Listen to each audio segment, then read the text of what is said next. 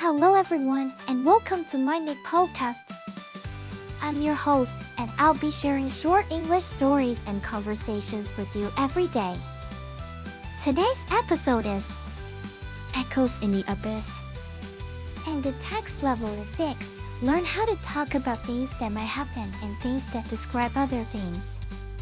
Stick around till the end for 5 quick questions to test your understanding. Alright then, let's get listening. Echoes in the abyss. The darkness was absolute, a physical presence that suffocated me. I stumbled through the abandoned laboratory, my footsteps echoing off the cold walls. The air was thick with the scent of decay and forgotten dreams. It had been years since ʻmaɪ-nɪk's dedication ceremony at the University of Pennsylvania's Moore School of Electrical Engineering. The first electronic computer, a marvel of its time, now lay in ruins. I felt a strange connection to this relic of the past, as if it held secrets that only I could hear.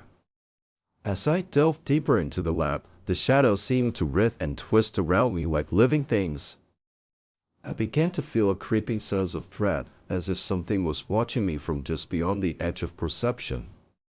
Suddenly, the lights flickered to life, casting an eerie glow over the room. The computer's screen sprang to life, displaying a message in bold, accusatory letters. ʻmaɪ-nɪk is alive! I spun around, but there was no one behind me. The words seemed to be speaking directly to me, taunting me with the knowledge that I was not alone in this abyss of darkness and madness. Now, let's move on to the conversation between Billy, Meg, Kelly, and their teacher, Louis, after reading the novel. I loved the way the author described the abandoned laboratory. It felt so real. Yes, the author's use of language was indeed effective in creating a sense of atmosphere. I know, right? The way the darkness was absolute and suffocated the protagonist was creepy. And I loved how the computer screen came to life. It was such a cool plot twist. Totally, it made me feel like something was watching us from just beyond the edge of perception. Well, that's what makes good writing, kids, the ability to make you feel and think critically about what's happening in the story. Yeah, I'm still trying to wrap my head around the idea that ʻmaɪ-nɪk is alive. That was such a clever idea. It made me wonder if we are always being watched by some sort of artificial intelligence. Whoa, that's deep. Maybe we should write a story about it.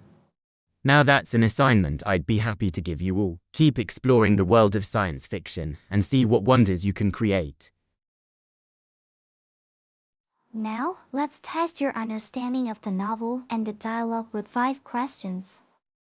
Question 1. What was the atmosphere like in the abandoned laboratory?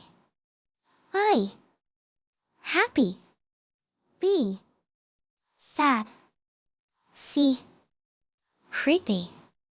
D. Angry. E. Excited. The answer is C. Creepy. Question 2. What happened to ʻmaɪ-nɪk's screen? A. It stayed blank. B. It turned off. C. It came to life with a message. D. It broke down completely. E. It was never mentioned. The answer is C. It came to life with a message. Question 3. Who felt a connection to the relic of the past? A. Billy. B.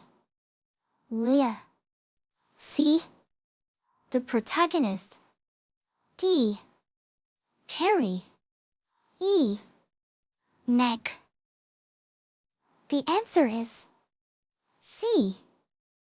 The protagonist.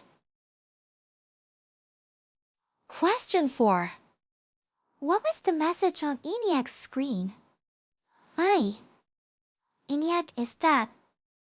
B. ʻmaɪ-nɪk is alive. C. ʻmaɪ-nɪk is sleeping. D. ʻmaɪ-nɪk is playing. E.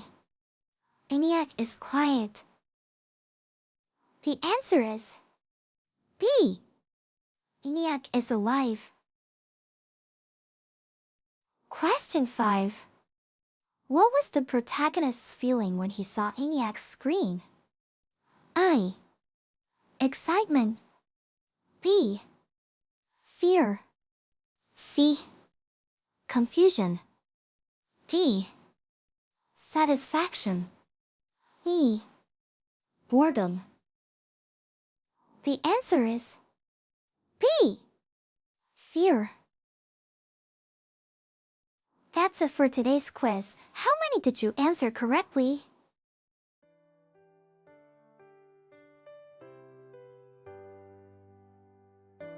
Thanks for tuning in to my channel today. I hope you enjoyed the stories and conversations and found the quiz challenging yet fun. Don't forget to subscribe or follow us for more daily English learning content. Until next time, keep practicing your English and have a wonderful day.